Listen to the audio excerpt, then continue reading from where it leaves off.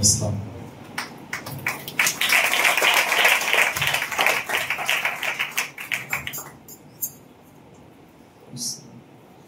శ్రేష్ఠుడు యేసుక్రీస్తు నామమున సమస్త మహిమ ఘనత ప్రభావములు యుగయుగములు కలుగును గాక.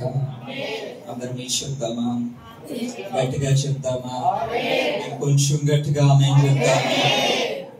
ఈ చక్కటి అవకాశం ఫెయిత్ సంఘం వారు నిర్వహించు ఉపవాస పండుగలలో నేను పాల్గొనుటకు అవకాశం అనుగ్రహించిన దైవజనులు పాలరాజు గారికి నా హృదయపూర్వక వందనాలు తెలియజేస్తున్నాను. ఘనమైన సేవ చేస్తున్న ఘనులైన సేవకులు మన మధ్యలో ఉన్నారు. వారందరికీ పేరు పేరున వందనాలు తెలియజేస్తున్నాను. దేవుని ప్రజలు, దేవుని సొత్తైన మీ అందరికీ కూడా హృదయపూర్వక వందనాలు తెలియజేస్తున్నాను. వాక్య భాగానికి వెళ్ళే ముందు ఆయన మనకిస్తున్న వాగ్దానము నిన్నటి దినాన మొన్నటి దినాన బిల్లి గ్రహం గారని సేవకుడి చేత ఆయన మాట్లాడిన విధానాన్ని బట్టి దేవునికి మహిమ కలుగును గాక. ఈరోజు అదే దేవుడు మనతో మాట్లాడబోతున్నాడు. ఆయన సర్వశక్తి గల దేవుడు. ఆయన ఇస్తున్న వాగ్దానం, ఆయన నాలో ప్రేరేపించిన మాట ఏంటో చెప్పనా? తల్లిదండ్రులు విడిచినాను, యెహోవా నిన్ను చేరదీయునని ఆయన నీకు చెప్పమంటున్నాడు. నేను నిన్ను అనాథులుగా విడువనని ఆయన నీతో చెప్పమంటున్నాడు. ఎవరు విడిచిపెట్టినా ఆయన మిమ్మల్ని అనాథలుగా విడిచిపెట్టడు. ఆమేన్ చెప్దామా? ఆయన మనల్ని విడిచిపెట్టే దేవుడు కాదు. ఆయన మనతో ఉన్నాడు. ఆయన సన్నిధి మనతో ఉన్నది. దైవ సన్నిధిని అనుభవిస్తున్న మనము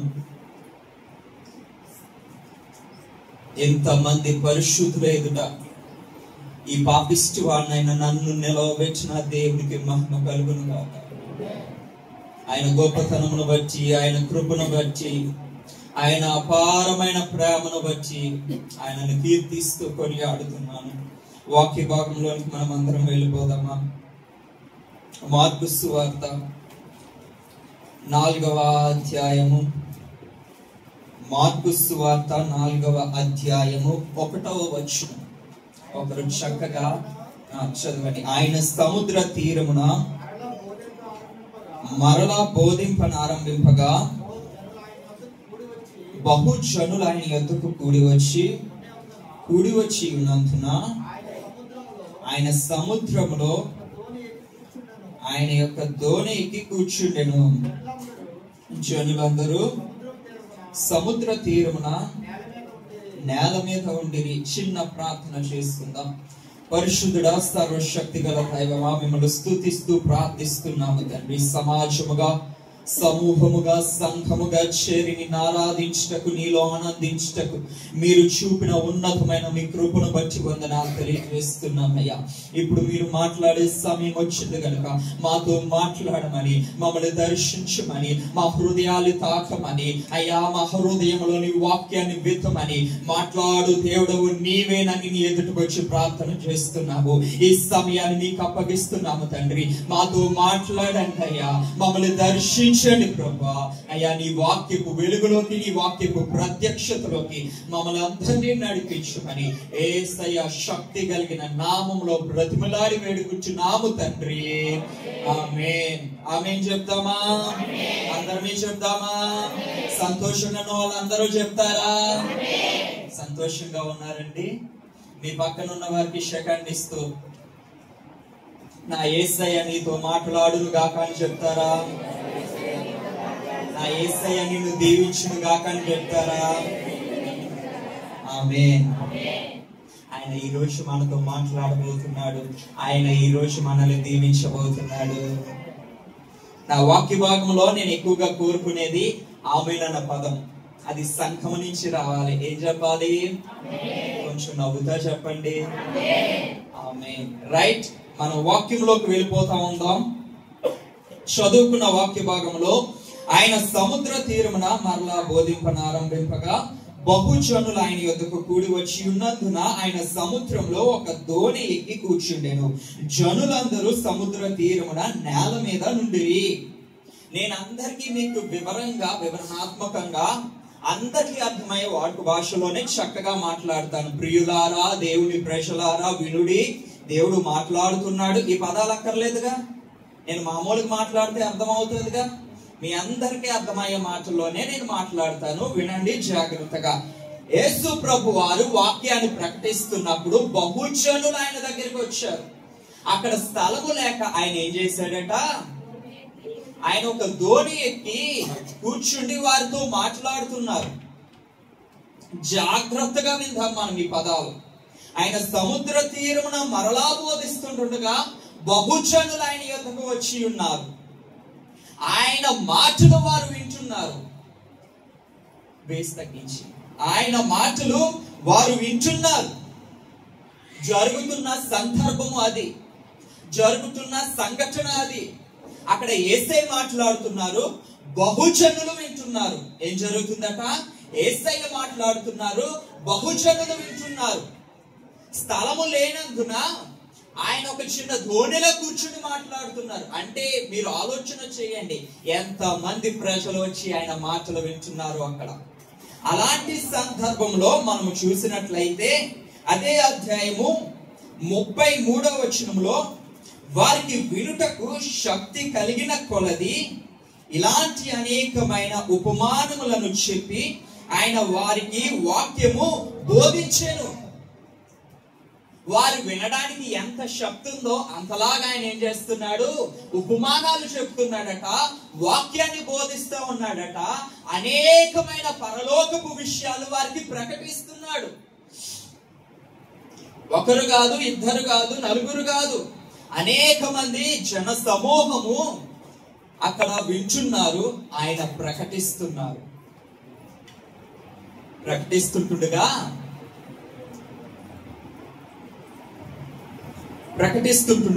చూడండి 35వ వచనంలో, ఆ దినమే సాయంకాలం అయినప్పుడు ఆయన అద్దరికి పోవుదమని వారితో చెప్పగా వారు జనులను పంపివేసి ఆయనను ఉన్న పాటున చిన్న దోణిలో తీసుకొని పోయిరి. ఆయన వెంబడి మరికొన్ని దోణిలు వచ్చెను. వింటున్న ప్రజలారా, ఒక్కసారి మనం జ్ఞాపకం చేసుకుందాం. జన సమూహములు అనేకమైన వస్తే ఆయన అక్కడ ఏం చేస్తున్నారు, వారికి వాక్యాన్ని బోధిస్తున్నారు. అనేకమైన జనాంగం వచ్చింది. వారి వినుటకు శక్తి కొలది ఆయన చెప్తా ఉన్నాడట, ఉపమానాలు చెప్తా ఉన్నాడట, దేవుడి వాక్యాన్ని బోధిస్తా ఉన్నాడట, చాలా సంగతులు చెప్తా ఉంటున్నప్పుడు సాయంకాలమున ఆయన అంటున్నాడు, అద్దరికి పోవదము అని శిష్యులను తొందర చేయగా, శిష్యులను బలవంతము చేయగా, శిష్యులను ప్రేరేపించగా, శిష్యులతో మాట్లాడగా, శిష్యులు చేసిన పని ఏమిటంటే వారు జనులను పంపివేసి ఆయనను ఉన్న పాటున చిన్న ధోనిలో తీసుకొని పోయిరి. అక్కడ జరుగుతున్న సందర్భం ఏమిటి? గొప్ప సభ జరుగుతుంది, రివైవల్ మీటింగ్ జరుగుతుంది, క్రూసైడ్స్ జరుగుతున్నాయి, గొప్ప ఉజ్జీవకరమైన పరిస్థితి అక్కడ ఉంది. అనేక మంది జన సమూహాలు దేవుని వాక్యాన్ని వింటున్నారు. వారందరికీ ఆయన బోధిస్తున్నాడు, ప్రకటిస్తున్నాడు, ఉపమానాలు చెప్తున్నాడు, వాక్యాన్ని బోధిస్తున్నాడు. జన సమూహం అందరూ వింటుండగా ఆయన శిష్యును పిలిచి, మీటింగ్ క్లోజ్ చేసేయండి, మనం ఎక్కడికి వెళ్ళాలి, అద్దరికి వెళ్ళాలి. వారు జనులను పంపివేసేశారు. దోణెలు కూడా రెడీగా లేవు. ఉన్న పాటున చిన్న ధోనిలో ఆయనను తీసుకొని వెళ్ళిపోయారు. మరికొన్ని ధోనిలు ఆయనను వెంబడించాయి. దేవుని జనాంగమా, శిష్యులలో ఉన్న ఆలోచన ఏమిటో చెప్పనా? ఇంత పెద్ద సభ జరుగుతుంటే, ఇంతమంది జనం వచ్చి దేవుని వాక్యం వింటుంటే, ఇంత గొప్ప బహిరంగ సభలు జరుగుతూ ఉంటుంటే, ఆయన వాక్యము వెల్లడవుతూ ఉంటుంటే, ఆయన చక్కగా ఉపమానాలు చెప్తున్నాడు, ఆయన చక్కగా వాక్యాన్ని ప్రకటిస్తున్నాడు. జనులందరూ నిశ్శబ్దముగా వింటున్నారు. వింటున్న సమయంలో ఆయన చేసిన పని ఏమిటి? వారిని పంపే, జనులను పంపే. మనం ఎక్కడికి వెళ్ళాలి? అద్దరికి వెళ్ళాలి. ఉన్న పాటున సిద్ధపడలే. అయ్యో యేసయ్యా, మేము లగేజ్ తెచ్చుకోలే, బట్టలు తెచ్చుకోలే, సూట్ కేసు తెచ్చుకోలే, మేము సిద్ధపడలే అన్నట్టు మాటలు ఏమీ లేవు. ఉన్న పాటున చిన్న ధోనిలో తీసుకువెళ్ళిపోతుంటే వారిలో ఉన్న ఆలోచన ఏమిటో చెప్పనా? అక్కడ ఒక స్పెషల్ పర్సన్ ఉన్నాడు, అక్కడ ఒక విలువైన వాడు ఉన్నాడు, అక్కడ ఎవరో ముఖ్యమైన చీఫ్ గెస్ట్ ఉన్నాడు. ఎవరున్నారు? ఒక చీఫ్ గెస్ట్, ప్రాముఖ్యమైన ఉన్నాడేమో. యేసయ్య అందుకే ఏం చేశాడు? మీటింగ్ ని సగంలో ఆపేసి, మధ్యలో ఆపేసి, సాయంకాలం అప్పుడు ఏం చేస్తున్నాడు? వాళ్ళని పంపే, వాళ్ళని తోలివేసే. మనకు ఒక పని ఉంది అద్దరిలో. మనం ఎక్కడికి వెళ్ళాలి? అద్దరికి వెళ్ళాలి. వారు వెళ్తున్నారట, వారు ప్రయాణమై వెళ్తున్నారు. అక్కడ జరిగిన సంఘటన ఏమిటి? అప్పుడు పెద్ద తుఫాను రేగి 37వ వచనం, ఆయన ఉన్న దోణి మీద అలలు కొట్టినందున దోణి నిండిపోయేను. ఆయన దోణి అమరమున తలగడి మీద నిద్రించుచుండెను. అప్పుడు పెద్ద తుఫాను రేగింది. వారు ఉన్నది ఏ ప్రదేశంలో అండి? సముద్రంలో కాదు. మనలా చక్కగా నేల మీద ఉన్నారా? హుద్హుద్ తుఫాను వచ్చినప్పుడు ఇండ్లలో దాగున్నట్టున్నారా? లేదు కదూ. పెద్ద తుఫాను రేగింది, అలలు పొంగుతున్నాయి, గాలి వస్తుంది, విస్తారమైన శబ్దము వినిపిస్తుంది. కనుచూపు మేర కటిక చీకటి, నిషిద్ధి అలుముకున్న వేళ, ఎవరు కనబడలేని పరిస్థితిలో, అలాంటి పరిస్థితిలో వారు ప్రయాణం చేస్తున్నారు. శిష్యుల్లో ఒక ఆలోచన ఉంది. సాయంకాలం అయినప్పుడు మంచిగా మీటింగ్ జరుగుతుంది, సభలు జరుగుతున్నాయి, జనులందరూ నీ వాక్యాన్ని వింటున్నారు కదా, యేసయ్య మాటలు వింటున్నారు కదా, యేసయ్య ఉపమానాన్ని ప్రకటిస్తున్నాడు, యేసు వాక్యాన్ని బోధిస్తున్నాడు. అలాంటి సమయంలో అలాంటి ప్రజల మధ్య అలాంటి వాక్య పరిచయాన్ని విడిచిపెట్టి అర్థాంతరంగా ముగించేసి మనము అద్దరికి పోదాము పదండి అని ఉన్న పాటున తీసుకొచ్చాడే.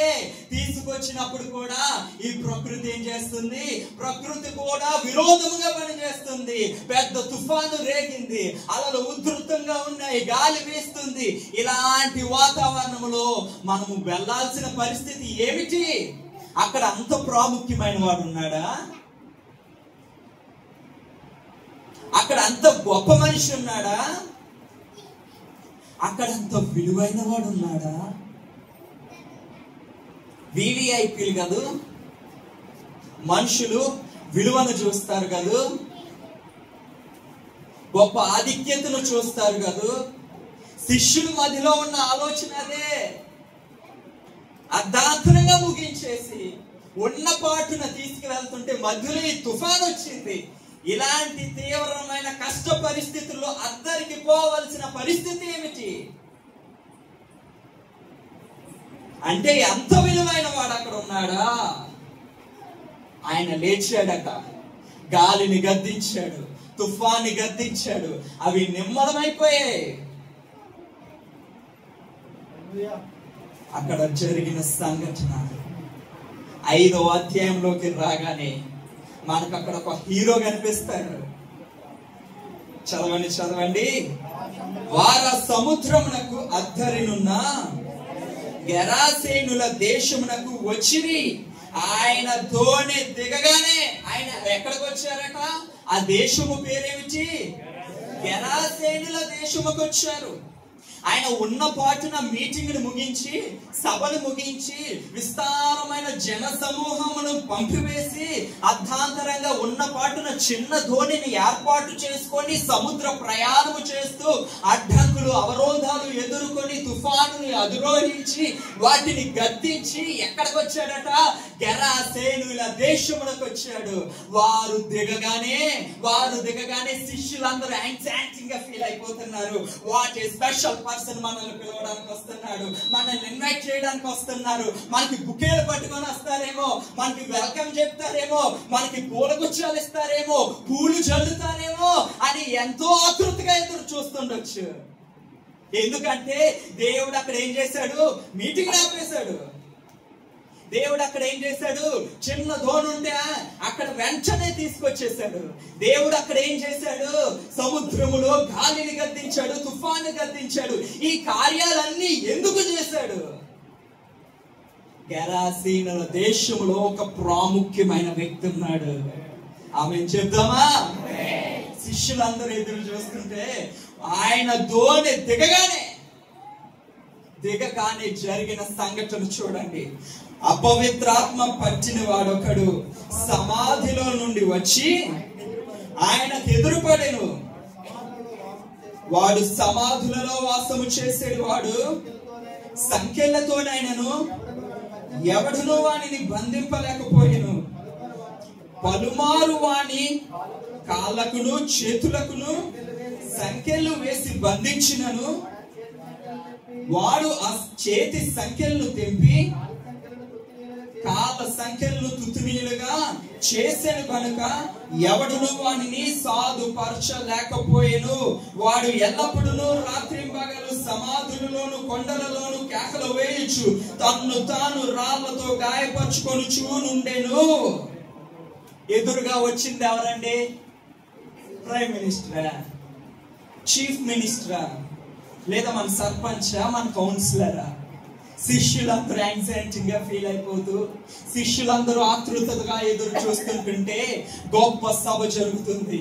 గొప్ప జన సమూహములు చేరి దేవుడి వాక్యాన్ని వింటున్నారు, దేవుడి మర్మాలు వింటున్నారు, దేవుడు యేసు చెబుతున్న ఉపదేశములు వింటున్నారు, ఉపమానములు వింటున్నారు. అలాంటి సమయంలో, సాయంకాల సమయంలో వారందరినీ పంపివేసేయండి అని చెప్పి వాళ్ళందరినీ అర్ధాంతరంగా పంపివేసేసి ఉన్న పాటున ఒక చిన్న ధోనిని ఏర్పాటు చేసుకొని శిష్యులతో ఆయన అలసటగా ఉన్నప్పటికీ కూడా, శరీరము సహకరించలేనప్పటికీ కూడా ఆయన వారితో చేరి సముద్ర ప్రయాణం చేస్తుంటుంటే సముద్రంలో పెద్ద తుఫాను రేగిన వాటిని గద్దించి కూడా ఆయన గెరాసీనుల దేశములకు ఎందుకు వచ్చాడో చెప్పనా? దెయ్యములు పట్టిన వాడి కొరకు.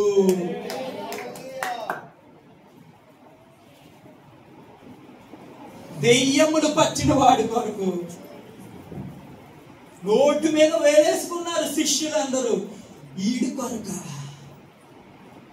ఈడు కొరక దెయ్యము పట్టి కేకలు వేస్తూ సమాధులలో ఉంటున్నవాడు, కొండల్లో తిరుగుతున్నవాడు, శరీరాన్ని గాయము చేసుకుంటున్నవాడు, సంఖ్యల చేత కాళ్ళని చేతుల్ని బంధించిన వాటిని ఛేదించి తిరుగుతున్నవాడు ఈడి కొరక వచ్చాడు యేసయ్య. అవును,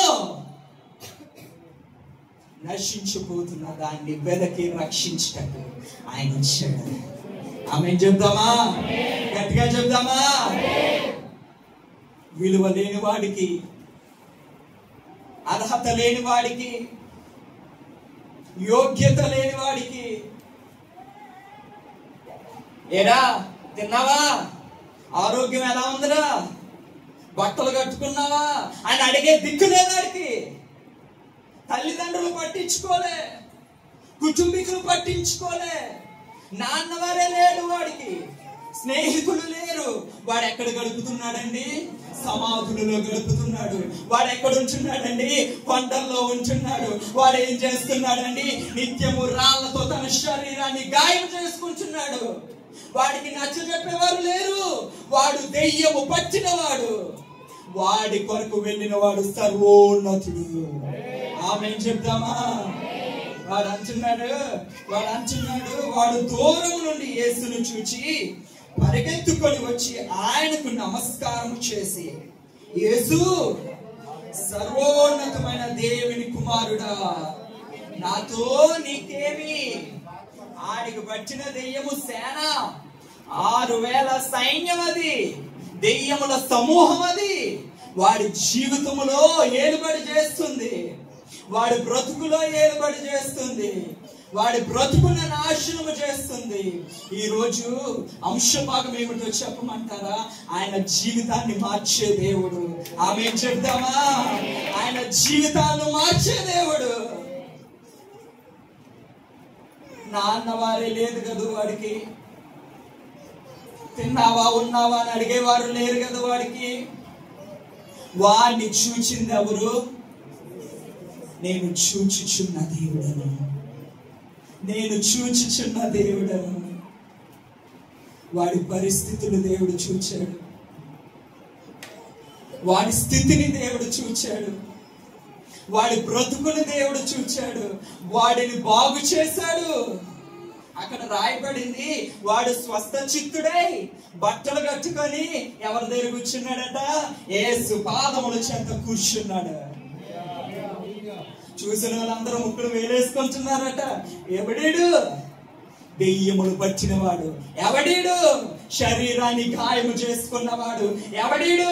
సమాధులలో కేకలు వేస్తూ తిరుగుతున్నవాడు. వీడేట్లా ఇక్కడ కూర్చున్నాడు? వాడి జీవితాన్ని మార్చడానికి యేసయ్య వచ్చాడు. చప్పట్లు కొడుతూ దేవుని మహిమపరచుదాం. అంటున్నాడు, ప్రతి ఇంటికి వెళ్ళి తలుపు కొడుతున్నాడట, ప్రతి ఇంటికి వెళ్ళి తలుపు కొడుతున్నాడట. వారు తలుపు దిగానే, ఎవరు నువ్వు? ఎవరు నేనా? అలనాడు సమాధుల్లో కేకలు వేస్తూ, కొండల్లో తిరుగుతూ, నా శరీరాన్ని గాయము చేసుకుంటూ, సంకెళ్ళు చేత బంధించబడి, తల్లిదండ్రుల ప్రేమకి నోచుకోలేని వాడనే, బంధువుల ప్రేమకి నోచుకోలేని వాడనే, స్నేహితులు లేక, ఆప్యాయత లేక, తిన్నావరా ఉన్నావరా అని అడిగేవారు లేని స్థితిలో ఒంటరిగా దెయ్యము పట్టి తిరుగుతున్న నన్ను మార్చడానికి ఒక రోజు నా యేసయ్య వచ్చాడు. ఆ రోజు నా బ్రతుకు మారిపోయింది, ఆ రోజు నా జీవితం మారిపోయింది, ఆ రోజు నా గాయములు ఆయన కట్టాడు, నాకు వస్త్రము తొడిగాడు, ఆయన నన్ను నీ ముందు నిలవబెట్టాడు. ఆ దెకాపోలంతా సువార్త ప్రకటిస్తున్నాడు, సువార్తికుడైపోయాడు, సేవకుడైపోయాడు, దేవుని కొరకు రోషముగా నిలవబడేవాడైపోయాడు. ఆయన ఎవరండి? జీవితాలను మార్చేవాడు, ఆయన బ్రతుకులను మార్చేవాడు. మరొక వాక్యం భాగం చదువుకుందామా? న్యాయాధిపతుల గ్రంథము 11వ అధ్యాయము 1వ వచనం. గిలాదు వాడైన యెఫ్తా పరాక్రమం గల బలాఢ్యుడు. అతడు వేశ్య కుమారుడు.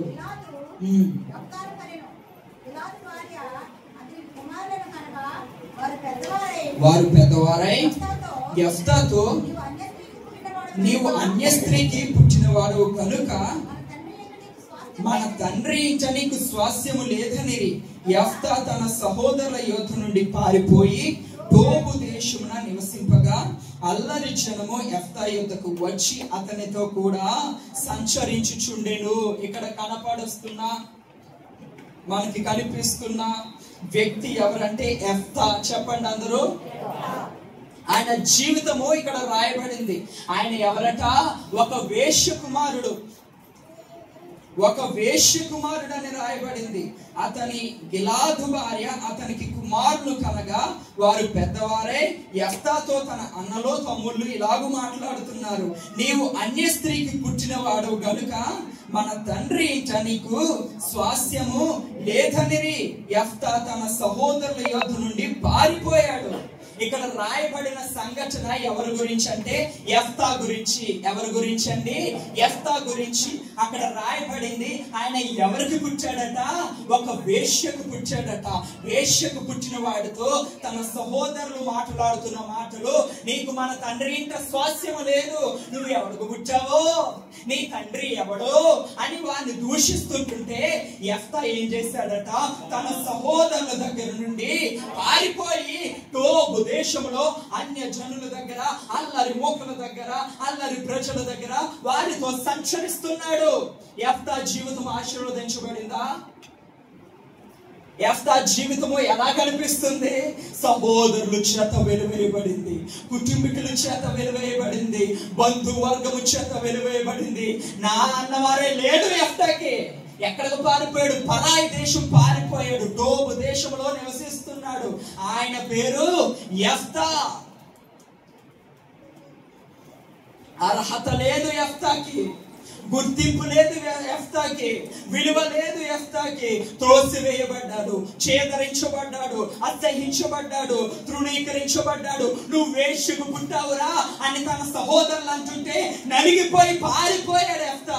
అలాంటి వాడిని తీసుకొచ్చి ఎక్కడైతే త్రోయబడ్డాడో, ఎక్కడైతే పడగొట్టబడ్డాడో, ఎక్కడైతే తృణీకరించబడ్డాడో, ఏ ప్రజలైతే యెఫ్తాను చూసి నవ్వారో, ఏ ప్రజలైతే యెఫ్తాను చూసి హేళన చేశారో, ఏ ప్రజలైతే యెఫ్తాను చూసి విసర్జించారో, ఆ ప్రజలకే న్యాయాధిపతిగా నిలబెట్టాడు.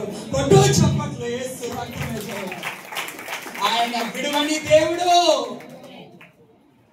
ఆయన ఎడబాయని దేవుడు, యెఫ్తాకి విలువిచ్చిన దేవుడు. అల్లరి మోకతో తిరుగుతున్న యెఫ్తాని న్యాయాధిపతిగా నిలవబెట్టిన దేవుడు. మీ అందరికీ తెలిసిన సంఘటన కావచ్చు, మరలా నేను గుర్తు చేస్తాను, ఒకసారి గమనిద్దాం. ఒక యవ్వన స్త్రీ ఉంది. ఎవరున్నారండి? యవ్వనస్తులు ఉన్నారు కాబట్టి ఒక యవ్వన స్త్రీ ఉంది. తన జీవితంలో ఒకరిని నమ్మింది, వాడిని ప్రేమించింది. వాడేనా సర్వస్వం, నా తల్లిదండ్రులు కాదు, నన్ను పెంచి పోషించిన తల్లిదండ్రులు కాదు, నన్ను ఇంత స్థాయికి తీసుకొచ్చిన నా తండ్రి కాదు, నన్ను ప్రేమగా పెంచిన నా తల్లి కాదు, మధ్యలో వచ్చిన వీడే నాకు ఎక్కువ అంటూ వాడిని నమ్మింది, వాడిని ప్రేమించింది, వాడికి లొంగిపోయింది. వాడికి ఏం చేస్తుందట? ఇప్పుడు యవనస్తులు అందరూ చేసేది ఇన్స్టాలో, ఫేస్బుక్ లో, వాట్సాప్ లో, ట్విట్టర్ లో, స్నాప్చాట్ లో, చాలా యాప్స్ ఉన్నాయి. వారు చేస్తున్నది చాటింగ్ చేస్తుంది, చాలా చాటింగ్ చేస్తుంది. తన జీవితంలో జరిగిన చేదు అనుభవం చెప్తున్నాను. చాటింగ్ చేస్తున్న పరిస్థితుల్లో చాలా నమ్మబుచ్చాడు. నిన్ను ప్రేమిస్తున్నాను, మై స్వీట్ హార్ట్, నా బంగారం, నా బుజ్జుకొండ, ఇలాంటి చాలా కొండలు చెప్పాడు. నమ్మింది, పొంగిపోయింది. ఆడే నా ప్రపంచం, వీళ్ళు కాదు ఎవరు. కానీ పెంచి పోషించి పెద్దగా చేసి మంచి గుర్తింపు ఇచ్చిన తల్లిదండ్రులు కాదు, మధ్యలో వచ్చినోడే నమ్మింది. ఆడన్నాడు, పలానా ప్లేస్ లో ఉన్నాను, నా గెస్ట్ హౌస్ లో ఉన్నాను, రా కలుద్దాం మాట్లాడుకోవడానికంటే గుడ్డిగా నమ్మి వెళ్ళిపోయింది. బండేసుకొని వెళ్ళిపోయింది. లోనకి పిలిచాడు, తలుపు వేశాడు. ఏంటి మాట్లాడదామన్నా, చుట్టూ చూస్తే ఆడుతో పాటు వాడి స్నేహితులు కూడా ఉన్నారు అక్కడ. వీళ్ళందరూ ఎందుకున్నారు? ఆమెలో ఒక వేదన, ఒక కలవరం మొదలైంది, ఒక భయం మొదలైంది. ఎందుకు పిలిచావు? నీకు మాట్లాడట్లే,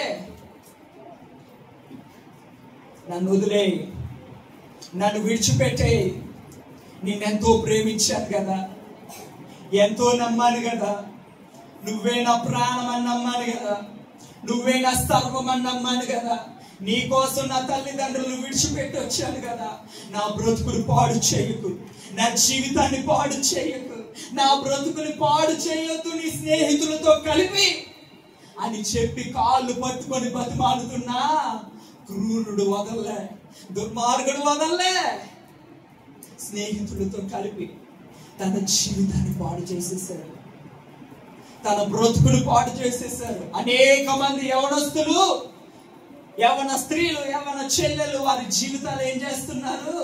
ప్రేమ అనే మాయలో కామపు వాంఛ తీర్చుకోవడానికి, కామపు కోరికలు తీర్చుకోవడానికి బ్రతుకులు పాడు చేసుకుంటున్నారు, కన్యత్వాన్ని పాడు చేసుకుంటున్నారు, యవనత్వాన్ని పాడు చేసుకుంటున్నారు, దేవుడిచ్చిన పరిశుద్ధతని పాడు చేసుకుంటున్నారు. పాడైపోయాక లబోదిబోని ఏడుస్తున్నారు.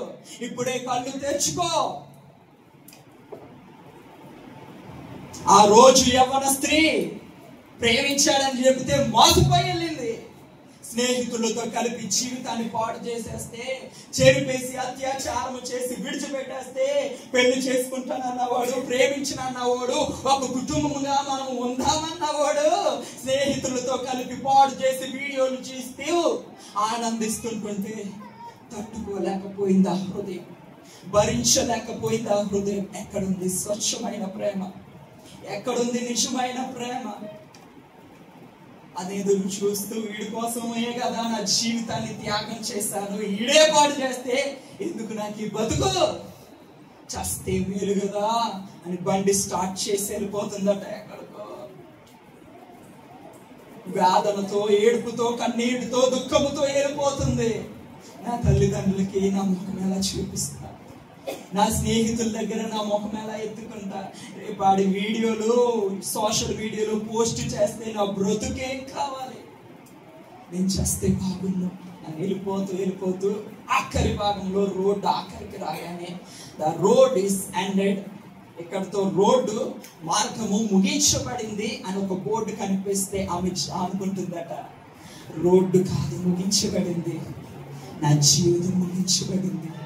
ఈ లోయలో పడి నేను చచ్చిపోతే ఇంకా పోతే నా లైఫ్ స్పాయిల్ అయిపోయింది అని ఏడుస్తూ లోయ దగ్గరికి అడుగు పెడుతుంది. నెమ్మదిగా అడుగులు వేస్తూ వెళ్తుంది.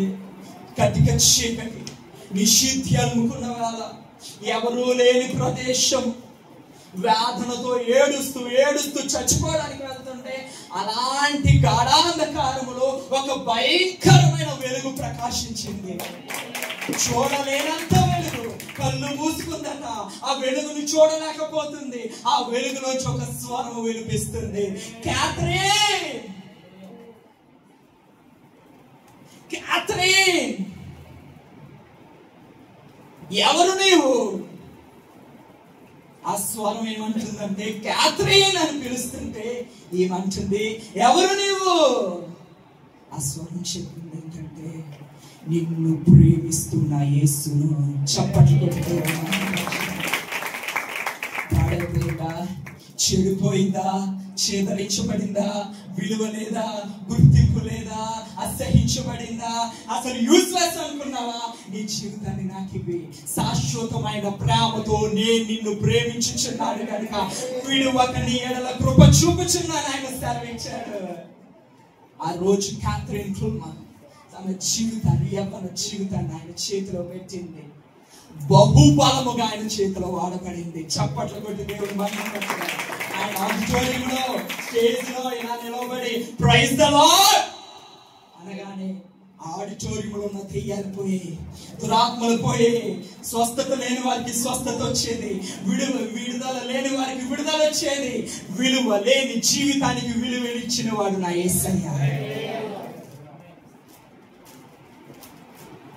అర్థాంతరంగా ముగించేసి దెయ్యము పట్టిన వాడి కొరకు పరుగులెట్టాడు నా యేసయ్య.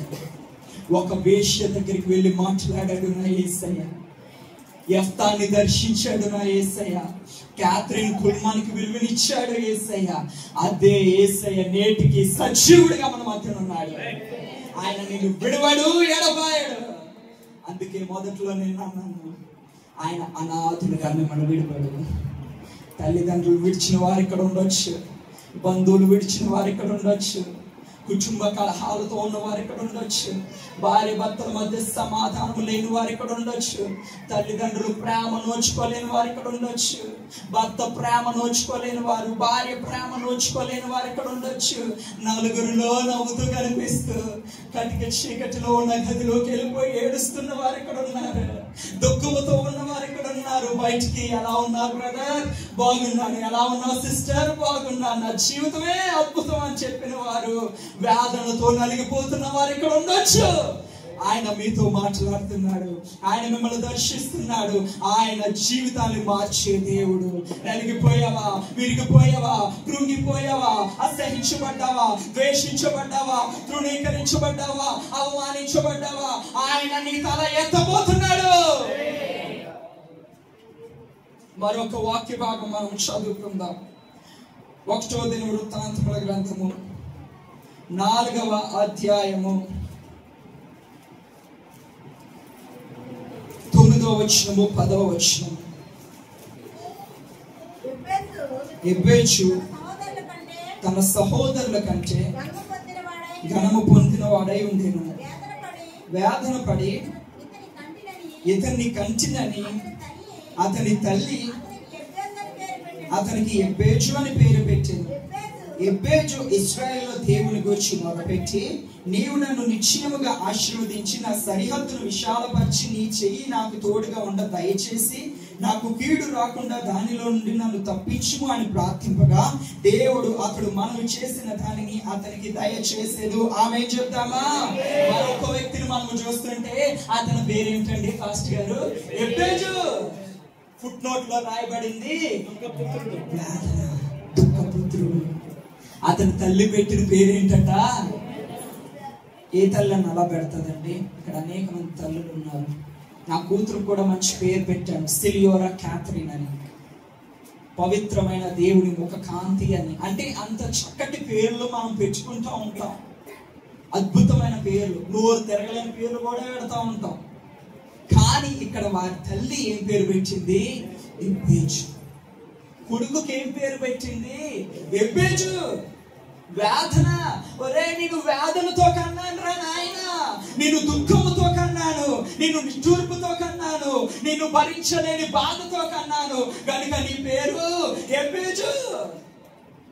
రేపొద్దున తల్లి చచ్చిపోయినా అతన్ని ఏమని పిలుస్తారు జనాంగము? రే ఎబ్బేజు. దానికి అర్థం ఏమిటి? వేదన. ఆ పేరు ఎవరు పెట్టారో చెప్పనా? వాడి తల్లి దుఃఖముతో వేదనతో కన్నాడు రాని ఎబ్బేజని పెట్టింది. ఏ తల్లన్న అలా పెడతాదా? ఏ తల్లన్న అలా పిలుస్తుందా? ఏ తల్లన్న పిల్లల్ని అలా చూస్తాదా? కడుపు మార్చుకొని పెంచిన తల్లిదండ్రులు ఉన్నారు, కానీ తల్లి అలా పేరు పెడితే తల్లి విడిచిన ఆయన విడవలేదు. తల్లి వేదన అని పేరు పెట్టిన ఆయన ఆశీర్వాదకరంగా మార్చేశాడు. ఆమె చెప్దామా? ఆమె చెప్దామా? ఆయన ఆశీర్వదించే దేవుడు, ఆయన విడిచిపెట్టే దేవుడు కాదు. యెషయా గ్రంథము 49వ అధ్యాయము. త్వరగా నేను ముగించడానికి ఇష్టపడుతున్నాను. యెషయా గ్రంథము 49వ అధ్యాయము 14వ వచనం. అయితే సియోను యెహోవా నన్ను విడిచిపెట్టి ఉన్నాడు, ప్రభువు నన్ను మరచి ఉన్నాడని అనుకొనుచున్నది. అయితే సియోను, అయితే సంఘము, అయితే దేవుని ప్రజలు, అయితే దేవుని జనాంగము అంటే ఎవరు? అంటే ఎవరండి? అన్యులా కాదు. నేను అనుకుంటున్నానట, దేవుడు నన్ను విడిచిపెట్టి ఉన్నాడు, యెహోవా నన్ను విడిచిపెట్టి ఉన్నాడు, ప్రభువు నన్ను మరచి ఉన్నాడు. నా కష్టములో, నా దుఃఖములో, నా వేదనలో, నలిగిన నా స్థితిలో నేను నమ్ముకున్న నా దేవుడు నన్ను విడిచిపెట్టాడు, నా ప్రభువు నన్ను మర్చిపోయాడు, నాకు దిక్కేది అని దేవుని ప్రజలు అనుకుంటుంటే ఆయన సెలవిస్తున్న మాట కిందన రాయబడింది. స్త్రీ తన గర్భమున పుట్టిన బిడ్డను కరుణింపకుండా తన చంటి పిల్లను మరుచిన వారైనా మరుచుదురేమో, కానీ నేను నిన్ను మరువను. ఆమె చెప్దామా? కడుపున పుట్టిన బిడ్డల్ని తల్లన్నా మర్చిపోతుందేమో, తండ్రి అన్నా విడిచిపెడతాడేమో, వారన్నా మర్చిపోతారేమో, నేను నిన్ను మరువను అంటున్నాడు. ఈ రోజు నువ్వు అనుకుంటున్నావేమో, నువ్వు ఎదుర్కొంటున్న కష్టాన్ని బట్టి, దుఃఖాన్ని బట్టి, వేదనను బట్టి, నా దేవుడు నన్ను విడిచిపెట్టాడు, నా దేవుడు నన్ను మర్చిపోయాడు, నా దేవుడు నన్ను కాదన్నాడు. రోజు ఆరాధన చేస్తున్నానే, రోజు ప్రార్థనలు చేస్తున్నానే, కన్నీరు కార్చలేని రోజే నా జీవితంలో లేదే, నాకు దిక్కేది దేవుడే లేకపోతే నువ్వు అనుకోవచ్చు. ఆయన అంటున్నాడు, నేను నిన్ను విడువను, నేను నిన్ను మరువను. ఆయన మన జీవితంలో చేసే అద్భుత కార్యాన్ని ప్రజలు చూచినప్పుడు అదే అధ్యాయము 23వ వచనములో ఆఖరి భాగంలో రాయబడింది, నేను యెహోవాననియు నా కొరకు కనిపెట్టువారు అవమానమునందరనియు నీవు తెలుసుకుందువు. ఆమేన్ చెప్దామా? ఆయన సెలవిస్తున్న మాట. నువ్వు అంటున్నావు కదా, నా దేవుడు నన్ను విడిచిపెట్టాడు, నా ప్రభువు నన్ను విడిచిపెట్టాడు, నన్ను కాదని త్రోసివేశాడు, నాకు దిక్కేది అని నువ్వు అంటుంటే ఆయన నీ జీవితంలో కార్యములు మొదలు పెట్టగా ఆపగలవాడు ఎవడు? యెహోవా కార్యము చేయగా త్రిప్పగలవాడు ఎవడు? యెహోవాకు అసాధ్యమైనది ఏదైనా ఉన్నదా? ఆయన కార్యం మొదలు పెట్టగా ఆపగలవాడెవడు? ఆయన ఆపగా మొదలు పెట్టగలవాడెవడు? ఆయన నీ జీవితాన్ని ఆశీర్వదించాలనుకుంటే, నీ జీవితాన్ని లేపాలనుకుంటే, నీ జీవితాన్ని ఉన్నతమైన స్థితికి తీసుకువెళ్ళాలనుకుంటే ఏ ఒక్కరు దాన్ని ఆపలేరు. అందుకే అక్కడ రాయబడింది, అప్పుడు నేను యెహోవాననియు నా కొరకు కనిపెట్టువారు అవమానమునందరనియు నీవు తెలుసుకుందువు. నువ్వు దేవునికి కొరకు కనిపెడితే, దేవుని మీద ఆశ పెట్టుకుంటే, దేవుని మీద ఆనుకుంటే నీవు అవమానమును అందవు. ఆమేన్ చెప్దామా? ఆయన నిన్ను విడిచిపెట్టు దేవుడు కాదు. అపవిత్రాత్మ పట్టిన వాడిని, ఎన్నిక లేని వాడిని, తృణీకరించబడిన వాడిని, అర్హత లేని వాడిని దేవుడు ఎన్నుకొని ఏర్పాటు చేసుకున్నాడు. ఎఫ్తాని ఏర్పాటు చేసుకున్నాడు, ఎబ్బేజుని ఏర్పాటు చేసుకున్నాడు, క్యాథరిన్ కుల్మని దేవుడు పిలిచాడు. అదే దేవుడు మన మధ్యన ఉన్నాడు. ఆయన నీ మొర వింటున్నాడు. ఆయన తప్పక నీకు జవాబిస్తాడు. ఆమేన్ చెప్దామా? ఒక జరిగిన సంఘటన చెప్పిన వాక్యాన్ని ముగిస్తాను. పిఏ స్వామి గారు అనేక మంది వారికి తెలుసు. ఆయన అరకులో సువార్త ప్రకటించడానికి వెళ్ళారు. స్వామి గారు సువార్త ప్రకటిస్తున్నప్పుడు అరకులో అక్కడ నివసిస్తున్న వారి మధ్యన, అడవిలో నివసిస్తున్న వారి మధ్యన, ట్రైబల్స్ పీపుల్ మధ్యన సువార్త ప్రకటిస్తున్నప్పుడు వారితో పాటు వారికి పరిచర్య చేయడానికి చంద్రయ్య, చెప్పండి అందరూ, చంద్రయ్య, చంద్రబాబు కాదు, చంద్రయ్య. ఏంటండి గొడవలు అయిపోతాయి మరలా. చంద్రయ్య అనే ఒక వ్యక్తి ఉన్నాడు. ఆయన ఏం చేశాడట, వారి లగేజ్లు మోస్తున్నాడట, సువార్త పత్రికలు మోయడానికి వచ్చాడట. అక్కడ ఉన్న సేవకులు అతను పంపించాడు, వారికి సహాయం చేయు, ఈ కొండల్లో ఎక్కుతూ దిగుతూ అవి మొయ్యలేరు కదా వాళ్ళు, నువ్వేం చేయి, వారికి సహాయం చేయు అని పంపించారు. మేము కూడా గత 6 సంవత్సరాలుగా నేను కూడా అదే కొండల్లో ఆ ప్రాంతాలలో అనేకమైన ప్రజల మధ్య పరిచర్య చేస్తూ, వారికి దుప్పట్ల పంపిణీ చేస్తూ, వాక్య పరిచర్య చేస్తూ వందలాది వేలాది మంది ప్రజలు మేము దర్శిస్తున్నాం. కేవలము ఉచితముగానే మేము ఇస్తున్నాం. అది యూట్యూబ్ లో కూడా అనేక మంది ఆకర్షించబడి వారు చేస్తారని మేము పోస్ట్ చేస్తున్న వీడియోలు ఉంటాయి. అలాంటి ప్రదేశాలు మేము చాలా తిరిగాం. పులులు ఉన్న ప్రదేశాలు, ఎలుగుబంచులు ఉన్న ప్రదేశాలు. 2 రోజుల క్రితమే మేము వెళ్ళే 2 రోజుల క్రితమే ఎలుగుబంటి వచ్చిందట ఊరిలో. అలాంటి ప్రదేశాలకి మేము వెళ్ళాం. వారికి తెలుగు రాదు, మనకు ట్రాన్స్లేషన్ కావాలి, ఆ ట్రాన్స్లేట్ చేస్తా ఉంటుంటే వినాలి. అలాంటి ప్రదేశంలో ఉన్న వ్యక్తి పేరు ఏంటట, చంద్రయ్య. ఆయన ఏం చేస్తున్నాడంటే లగేజ్ లో మోస్తూ సేవకుడు అంటున్నాడట పిఏ స్వామి గారితో, నన్ను వాడుకోండి అంటున్నాడు. ఏమంటున్నాడు? ఈయనకి ఏం అర్థం కాలే. ఎవరికి? పిఏ స్వామి గారికి అర్థం కాలే.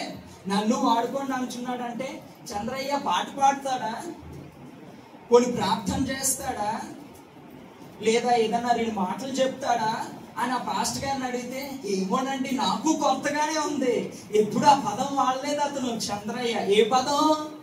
నన్ను వాడుకోండి పాస్టర్ గారు అన్న పదం అదే ఎప్పుడు వాడలేదంటే ఆయనకి ఆశ్చర్యం అనిపించింది. వీళ్ళు వెళ్ళే ప్రతి ప్రదేశంలో ఆయన అంటున్నాడు చంద్రయ్య స్వామి గారిని చూస్తూ, నన్ను వాడుకోండి పాస్టర్ గారు, నన్ను వాడుకోండి పాస్టర్ గారు. ఇంకా మాట విడిచిపెట్టట్లే. అప్పుడు చంద్రయ్యని పిలిచి ఆ పాస్టర్ గారు అడిగారట, స్వామి గారు నిన్ను వాడుకోమంటున్నావు, బాగుగానే ఉంది, ఎలా, ఏంటి వాడుకోవాలి అంటే, ప్రార్థన చేస్తావా, పాటలు పాడుతావా, లేదా 2 స్వార్థ మాటలు చెప్తావా, ఏంటి చెప్పాలంటే, నా బ్రతుకు తెరిచిన పుస్తకం అండి వీరి దగ్గర. నా జీవితము ఎలాంటిదో చెప్పమంటారా? నేను త్రాగుబోతుని, నేను తిరుగుబోతుని, నేను సారా తాగుతాను, నేను గంజాయి తాగుతాను, నేను నా భార్యను ఎప్పుడు పట్టించుకోలే, నా పిల్లల్ని నేను ఎప్పుడు పట్టించుకోలే, ఏ పూట వారికి భోజనం పెట్టలే, ఏ రోజు కష్టపడి నేను పనిచేయలే. నా బ్రతుకంత వ్యసనాలతో నిండిపోయింది, నా బ్రతుకంతా చెడిపోయింది. నా బ్రతుకు ఎవరు చూసినా, రే ఎందుకు బ్రతుకుతున్నారా, చస్తే బాగుండరా నువ్వు అని నన్ను చేదరించుకున్న వారు ఉన్నారు, నన్ను తుడిచిపెట్టిన వారు ఉన్నారు, నన్ను అసహించుకున్న వారు ఉన్నారు, నేను పక్కన వెళ్తుంటే తూ అని ఊసిన వారు ఉన్నారు. అలాంటి నా బ్రతుకుని నా యేసయ్య మార్చాడండి, నా యేసయ్య మార్చాడు. అందుకే ఏ ఊరు వెళ్ళినా నేను ఒకటే మాట చెప్తున్నాను, చంద్రయ్యను చూడండి, యేసయ్యను నమ్మండి. చంద్రయ్య బ్రతుకు మార్చిన వాడు మీ బ్రతుకు కూడా మార్చగల సమర్థుడు. ఆమేన్ చెప్తామా? ఈ రోజు అదే దేవుడు సజీవుడై మన మధ్యలో ఉన్నాడు. చంద్రయ్య జీవితాన్ని ఆశీర్వదించిన వాడు, క్యాథరిన్ కుల్మన్ జీవితాన్ని ఆశీర్వదించినాడు, దెయ్యములు పట్టిన వాడు జీవితాన్ని మార్చిన వాడు, ఎఫ్తా జీవితాన్ని మార్చిన వాడు, ఎబ్బేజు జీవితాన్ని మార్చిన వాడు. నలిగిపోతున్నావా, కృంగిపోతున్నావా, వేదనతో ఉన్నావా, ఎందుకులే నాకు ఈ బ్రతుకు పనికి రాదనుకుంటున్నావా, నీ జీవితాన్ని ఆయన చూస్తున్నాడు. ఆయన మార్చగల సమర్థుడు. ఆయన కానీ నిన్ను విడిచిపెట్టను. ఒక్క నిమిషం ప్రార్థన చేసుకుందామా? తలలు వంచుగా మనతో మాట్లాడిన దేవుడు, మనల్ని దర్శించిన దేవుడు, సజీవ సాక్షులుగా అనేకమైన జీవితాలు మన ముందు ఉంచిన దేవుడు, దైవ సన్నిధిని అనుభవిస్తున్న మనము, దైవ ప్రత్యక్షతలోకి నడిపించబడుతున్న మనము, ఆయన స్వరము విని, ఆయన మాట విని, ఆయన వాక్యమును వినుటకు వచ్చిన మనము ఒక్క నిమిషం మోకరించి, తండ్రి యేసయ్యా నోరా ఒక్కసారి పిలుస్తారా? యేసయ్యా, యేసయ్యా, దెయ్యములు పట్టిన వాడి బ్రతుకుడు మార్చినవాడా, ఎబ్బేజు జీవితాన్ని మార్చినవాడా, యెఫ్తా జీవితాన్ని మార్చినవాడా, చంద్రయ్య బ్రతుకుడు మార్చినవాడా, క్యాథరిన్ బ్రతుకుడు మార్చినవాడా, అయ్యా నలిగిపోతున్నామే, వేదనతో ఉన్నామే, కటిక చీకటిలో ఉన్నామే, గాఢాంధకారములో ఉన్నామే, నిశ్చితి అనుకున్న వేళలో ఉన్నామే, దుఃఖముతో వేదనతో బ్రతుకుతున్నామే. నా బ్రతుకు ఇంతేనా అని అనుకుంటూ జీవిస్తున్నానే. అయ్యా నాతో మాట్లాడేవాడా, వారి బ్రతుకును మార్చినవాడా, నా జీవితాన్ని మార్చవా, నా బ్రతుకును మార్చవా, అనేక మందికి ఆశీర్వాదకరముగా నన్ను మార్చువాడా వందనాలు. ప్రతి ఒక్కరు మీ ప్రార్థన చేద్దాం. తీర్మానం చేసుకుంటాం, ఒక తీర్మానం చేసుకుంటాం. ఎప్పుడు జీవితాన్ని మార్చిన దేవుడు, అంత జీవితాన్ని మార్చిన దేవుడు, 5,000 6,000 దెయ్యాలు పట్టిన వ్యక్తిని మార్చిన దేవుడు, క్యాథలిక్ జీవితాన్ని మార్చిన దేవుడు, చంద్రన్న జీవితాన్ని మార్చిన దేవుడు. ఏదైనా నీ జీవితాన్ని ఎవరు పట్టించుకోలేకపోతున్నావా? ప్రభా, నన్ను నీ చేతులకు అప్పచెప్పుకుంటున్నాను, నా జీవితం నీ చేతులకు అప్పచెప్పుతున్నానయ్యా, నన్ను జ్ఞాపకం చేస్తూ నోరు తింటావా? సహోదరుడా, ఈ కూడుకులకు ముగింపుది. నీ జీవితం ప్రభు చేతులు పెట్టు, నీ జీవితం ప్రభు చేతులు పెట్టు. దేవుడు నీ జీవితం తారుమారు చేయబోతున్నాడు, నీ పరిస్థితులు తారుమారు చేయబోతున్నాడు, నీ కష్టాన్ని తారుమారు చేయబోతున్నాడు, నీకున్న వ్యాధిని తారుమారు చేయబోతున్నాడు. ఎందుకనే నా బ్రతుకు అనుకుంటున్నావా? ఈరోజు ఎన్నడు మారనిది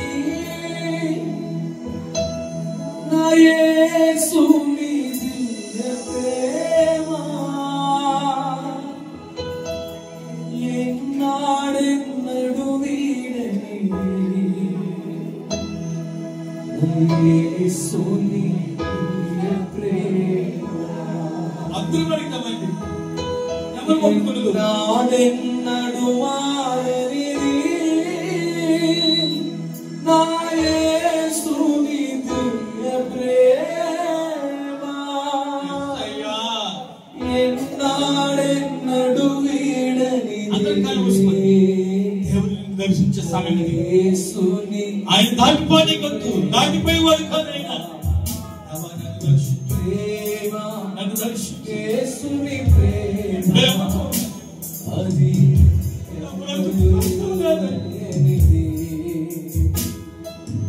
నిజము, దీనిని నమ్ము, అది ఉయంతించలేనిది. తల్లిదండ్రుల ప్రేమ వీడవలే గతించెను, అన్నాదమ్ముల ప్రేమ నెలలా కరిగిపోయేను. గరలోన ప్రేమలన్నీయు స్థిరము కాదు, మరిగిపోవును. అవును నా ప్రియ సహోదరి, సహోదరుడా, యేసు కరుణ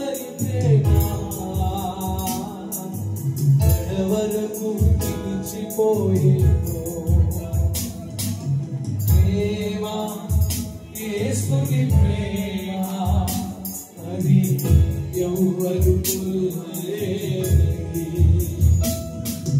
నిజము నీటిని నమ్ము అది అవునా ప్రియా సహోదరి సహోదరుడా, ఒక్క నిమిషం వేసేయా. ఒక్క నిమిషం నీ జీవితం దేవుని చేతికి అప్పచెప్పు. నీ జీవితాన్ని మార్చిపోతున్నాడు. అనేక మందికి ఆశీర్వాదకరంగా, అనేక మందికి దీవెనకరంగా, నీ కుటుంబానికి దీవెనకరంగా మార్చబోతున్నాడు నీ జీవితాన్ని. నేను ఎందుకు పనికి రానిలే అనుకుంటున్నావా? మార్చడానికి సిద్ధంగా ఉన్నాడు. దేవాన్ని పొందడాలు ఎంతవరకు మాతో ఉంది. నవీన్ గారు తీసుకొచ్చి మా అందరితో కూడా మీరు మాట్లాడిన విధానం బట్టి కృతజ్ఞతాస్తుతి చెల్లిస్తూ ఈ వాక్యము మా హృదయంలో నీరుకటి ఫలించి యేసు నామములో ప్రార్థిస్తున్నాను.